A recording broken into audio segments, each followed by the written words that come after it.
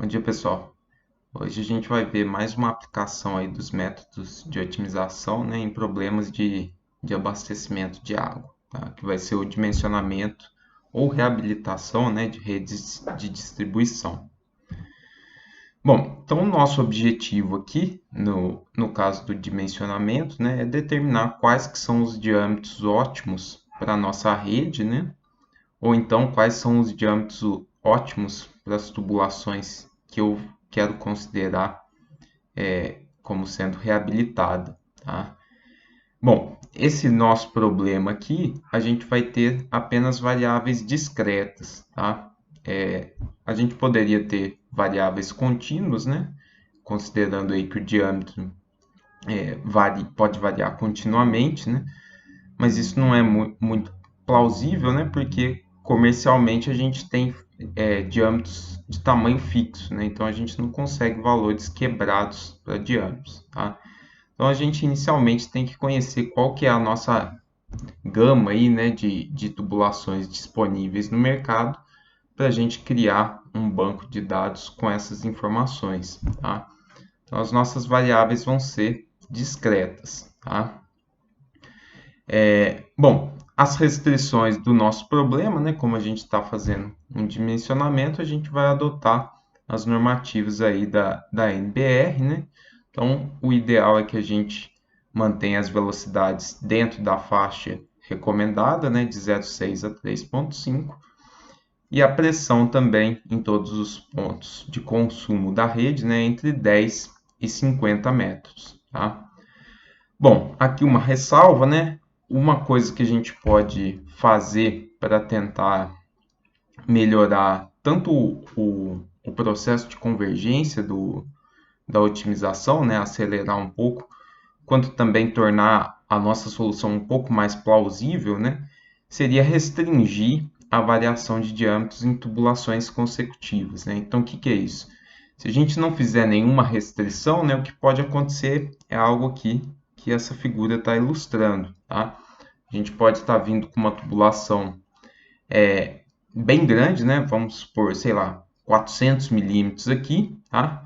E eu posso falar que o trecho consecutivo seja de apenas 50 milímetros, por exemplo. Então, economicamente, né, o algoritmo pode achar que essa solução seja interessante, né? Mas na prática, isso não vai ser tão viável, tá? Não existe essa redução. Além do que, né, a hora que a gente fizer essa simulação no EPANET, a gente não está considerando essa perda de carga localizada, né, dessa redução excessivamente brusca, tá?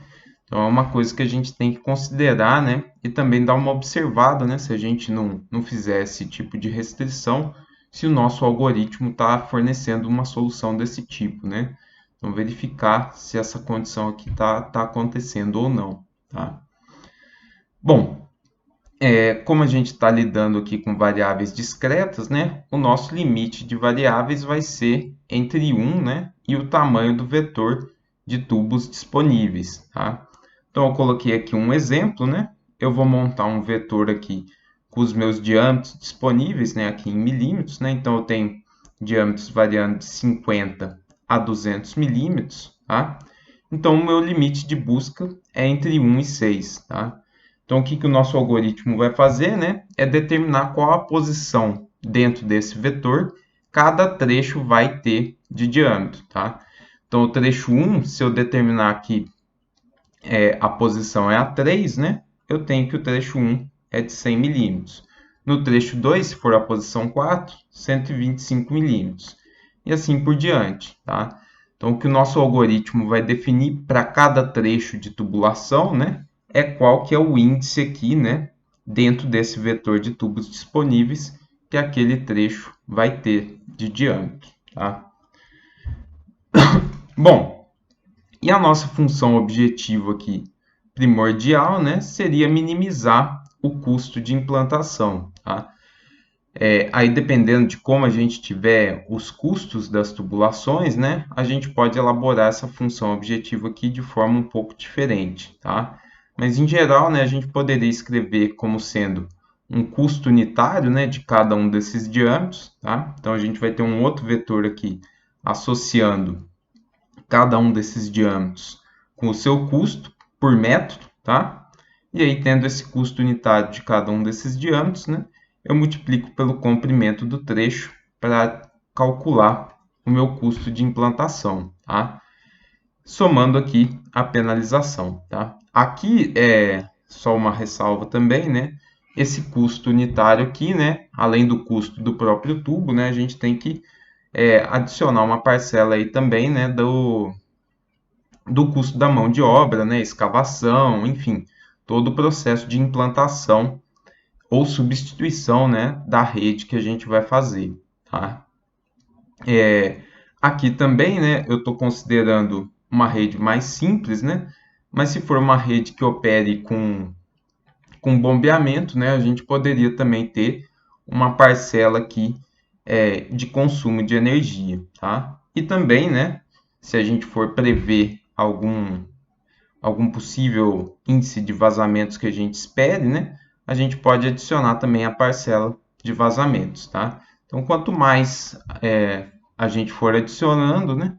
Mais complexo vai ficando o problema, né? Mas em teoria mais objetivo, né? Melhor vai ser a nossa solução no caso prático, tá? Bom, uma outra questão que a gente pode ter aqui no dimensionamento, né, é a questão da setorização, tá? Então, existem algumas técnicas para a gente definir quais que são os pontos aí que vão participar de um mesmo setor, tá? Mas se a gente for olhar uma rede aqui como essa aqui de exemplo, a gente tem um outro problema que é definir quais que seriam as entradas principais, né, de cada um desses setores, tá? Então, nesse exemplo aqui, né, a nossa fonte de água estaria aqui no começo aqui desses pontinhos verdes, tá? E se a gente pegar, por exemplo, esse setor do meio aqui de azul escuro, né, ele poderia receber água diretamente vindo aqui desse setor em roxo, né? Ou então eu poderia fechar toda essa fronteira aqui, né? O meu setor roxo abastece o setor amarelo, que por sua vez abasteceria o setor azul escuro, tá? E isso poderia acontecer aqui para todos os setores que eu defini previamente, tá? Então, existe uma configuração aqui de entradas e saídas dos setores que são ótimas para a minha operação, tá? E eu posso definir isso também, né, como um problema de otimização, tá? No caso aqui, né, eu poderia ter variáveis tanto discretas quanto contínuas, tá? As discretas seriam os tubos que eu tenho que fechar, né? Então, vou fechar toda essa fronteira aqui e permitir a entrada só pelo setor amarelo, né? E as contínuas seria qual que é a apreensão de entrada que eu vou permitir em cada um desses setores, tá? Então, eu posso considerar que na entrada de cada setor, eu vou ter uma válvula redutora de pressão, né? Para ajustar essa pressão ideal no meu setor, tá? As restrições aqui vão ser as mesmas do problema de dimensionamento, né? Tem que manter as normativas aqui de velocidade e de pressão, tá? E os meus limites de variáveis, né? Discretas de 0 ou 1, tá? Então, ou aberto ou fechado. E para as VRPs, né? Eu tenho que considerar aí o limite, né? De fechamento que ela pode ter para não ocorrer cavitação, tá? E aí, no caso, né, a função objetivo para setorização, né, o ideal aqui é minimizar o custo de operação, tá? Ou de vazamentos, né? Ou então simplesmente minimizar a pressão média na rede, tá? Seriam algumas alternativas aí para a gente ter a melhor configuração, né, de entradas e saídas da nossa rede, tá? Bom, aqui eu coloquei um roteiro, né, do processo de otimização do dimensionamento de uma rede, tá? Os passos que a gente costuma fazer. E aqui eu trouxe também, né, 3 exemplos clássicos da literatura, tá? A rede Tulip, a rede Hanoi e a rede de Nova York, tá? Que são vocês podem encontrar aí na literatura, né, em diversos artigos. Eu vou disponibilizar um de referência aqui para vocês, tá? E vocês vão ver nele, né, que esse custo aqui que eu coloquei, né, é o melhor custo que eles conseguiram encontrar na literatura, tá?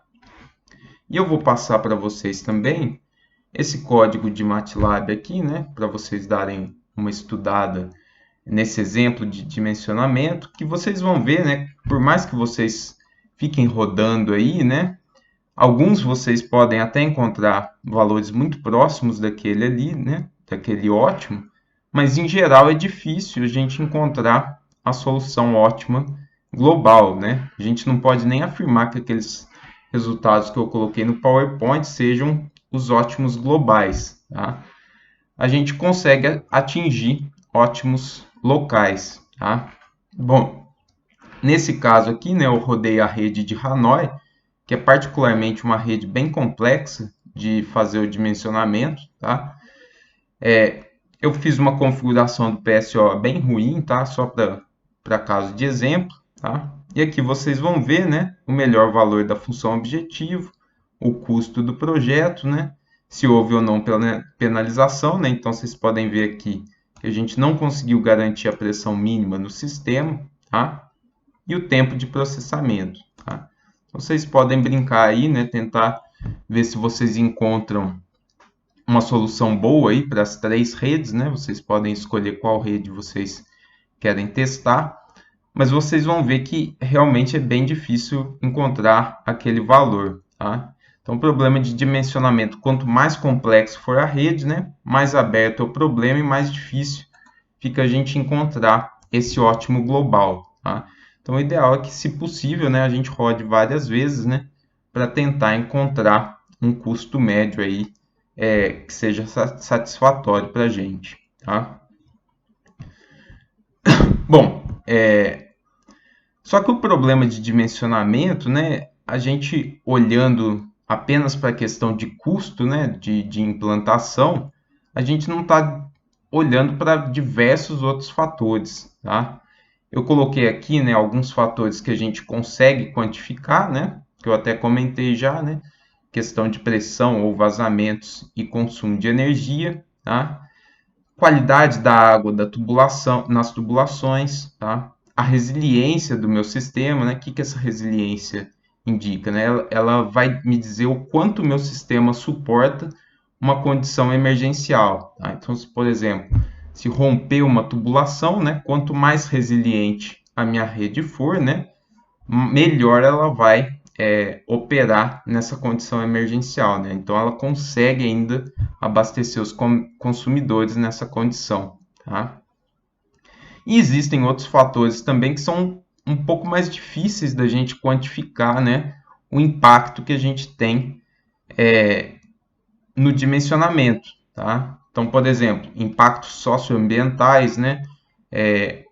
Quanto que eu vou degradar o meio ambiente para fazer a rede em determinado local, quanto que as pessoas vão perder, né, se eu tiver algum desabastecimento em algum local ou não, tá? Então isso aqui é difícil da gente quantificar, tá? Qual que é a disponibilidade de capital que eu vou ter no momento de implantação, né? Então, se eu tiver muita disponibilidade, né, eu posso fazer uma rede com diâmetros maiores, né, e ter uma melhor resiliência aqui, por exemplo, né?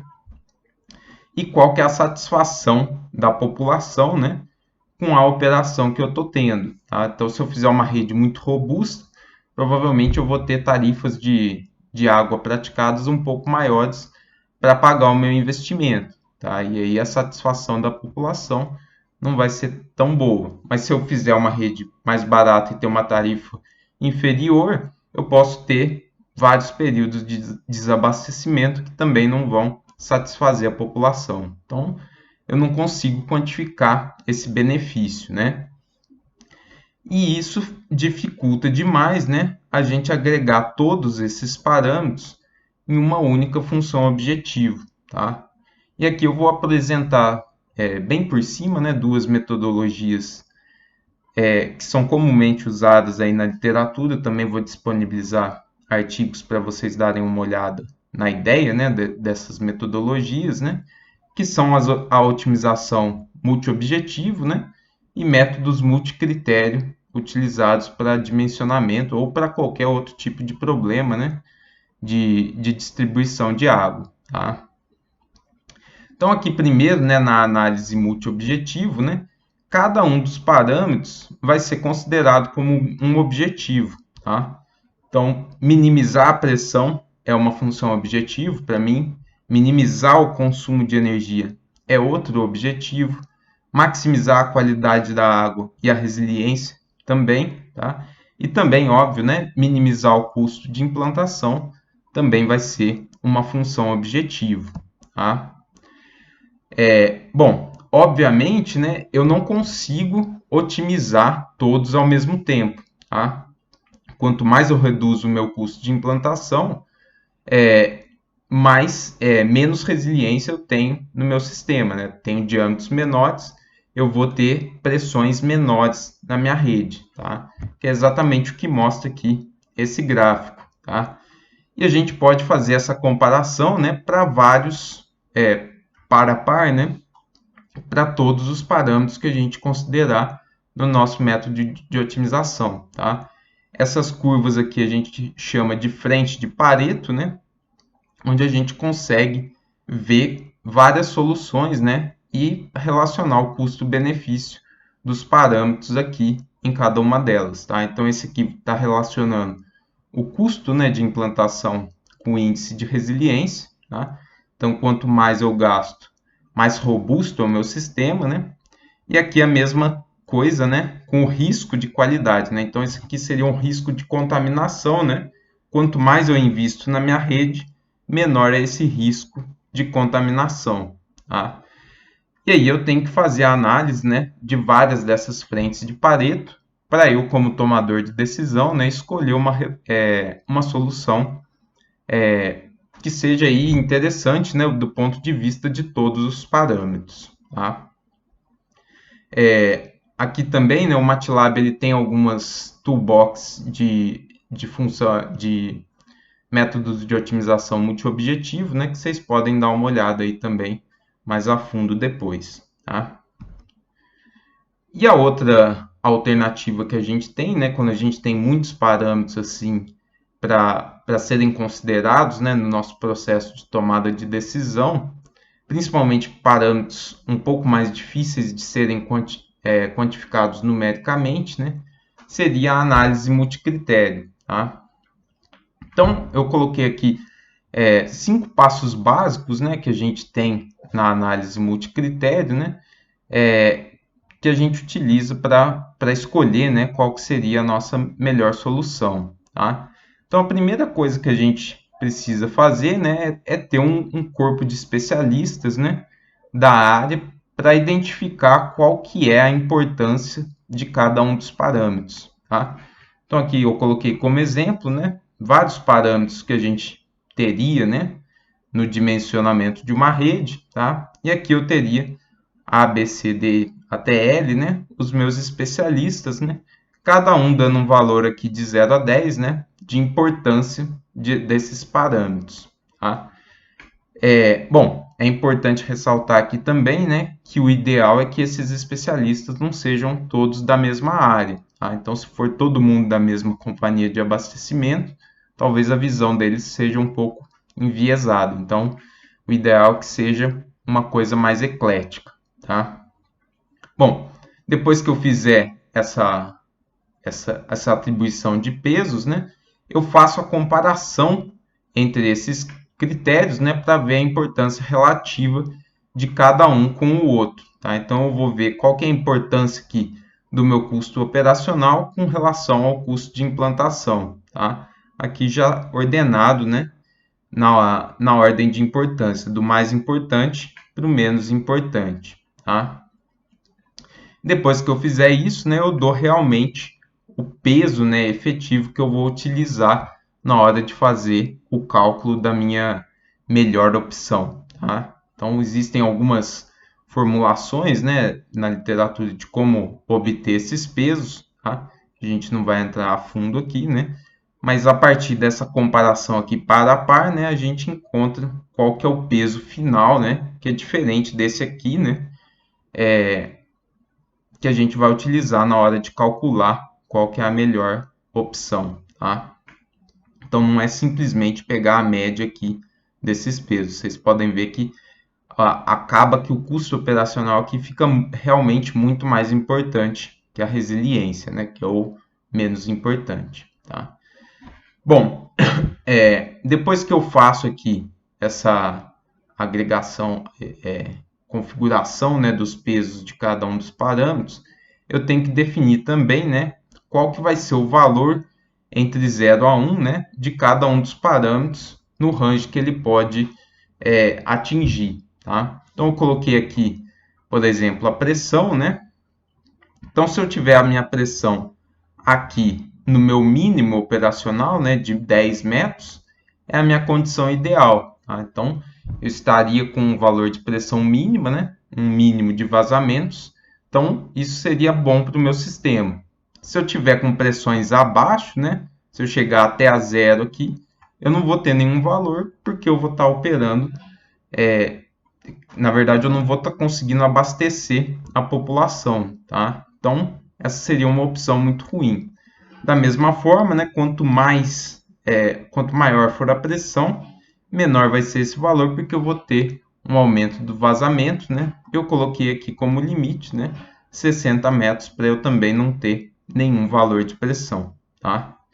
Então, eu vou criar um conjunto de soluções conforme eu quiser, né? Ou seja, eu vou estipular diâmetros e configurações de rede que eu tiver disponível, tá? E para cada uma delas, né, eu vou avaliar esse valor aqui desses parâmetros, né, conforme essa função aqui que eu criei, tá?